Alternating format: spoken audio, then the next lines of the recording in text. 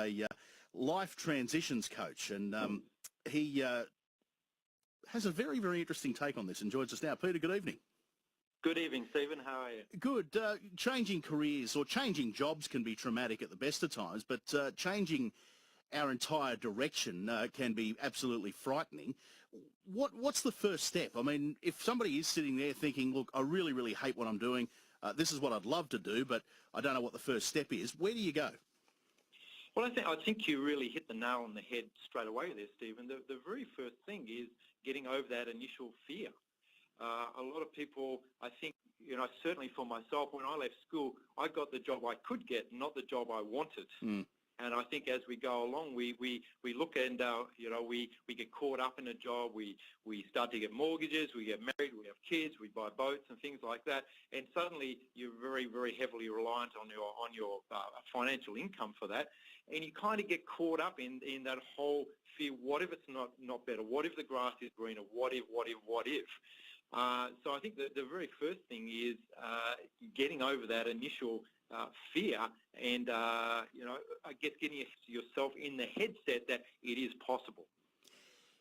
You make an interesting point there that obviously financial security is a massive issue for all of us, but is it something that you can just wake up one day and go, okay, today's the day I'm going to do it, or is it something that maybe you need to look beyond having as a New Year's resolution and say, okay, well, 12 months from now, I'm going to do this, but I'm going to spend the next 12 months planning and getting myself in a position where I can do it? No, I mean, once again, an excellent point. And that, again, that's where career life transition comes in that coaching mode, because the second thing that I would advise people to look at is their financial situation. Now, some people that we've worked with, they've actually left a role and gone into a role which provided much better financial security and financial income. But generally speaking, if you want to completely change your industry, you may need to consider you'll be starting at a slightly level lower than maybe the role you were currently doing, but that's not always the case. And I guess that really having a look and saying, what is the financial situation? What are the possibilities? What are the options? And doing some research on that will provide you with the answer for that. So, I mean, a lot of time it's even your family are frightened that you're going to make a change, but really deciding you're going to make a change, and then our next suggestion will be, all right, let's investigate what those other industries could be, what your role could be in those industries, and what are the financial differences. And they may not be as bad as you think. Yeah, it's interesting. Look, I took a fairly significant pay cut to get into the radio industry, but it was something that I understood was going to happen, and it was something I expected. So you can plan for that. I want to look at your interesting approach to this, though. You're a martial arts instructor and an expert Japanese swordsman. How does that play into life transition? Well, I think really I've been involved in the martial arts for well over 40 years now.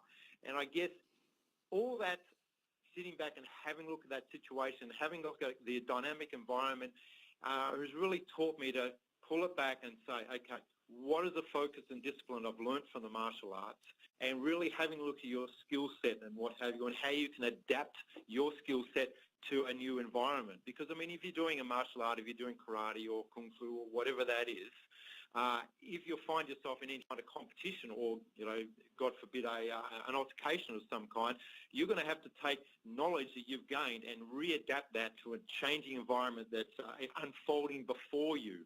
I think the nice thing about careers is all that's not happening in a short amount of time. You've actually got some time to sit back and plan for it.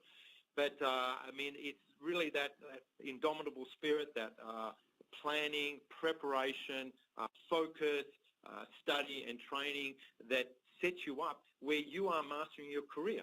I mean, if you want to master a martial art, you want to master a musical instrument or anything like that, it really requires that pre-work. And I believe people should be taking control of their careers rather than just I was talking to a guy today and he said, well, really, I've just moved from one job to another because something more interesting was offered to me. Well, that's great, but someone else is in control of your career. At some point, that may end. And what happens then? Yeah, that's a good point. When you are working with clients, do the swords come out? Do you get hands-on? Well, as I say, I've certainly coached people, and I guess my martial art, my approach to martial arts, I mean, because I've been at it for so long, I've I do enjoy the study, and martial arts is about what's going on between your ears, not what's going on kicking and punching. So we do cover a lot of the philosophies and the principles of martial arts because they apply to everything. Yeah, I think you're 100% right. As somebody that's been involved in martial arts for quite some time myself, I think you've hit the nail on the head there. Peter, it's been great to talk to you tonight. And you, Stephen, thank you very much for your time. That's Peter James from Career Life Transitions. Are you looking to transition careers? Tell me your story. Australia by Night with Stephen Cenatiempo on the Triple M Network.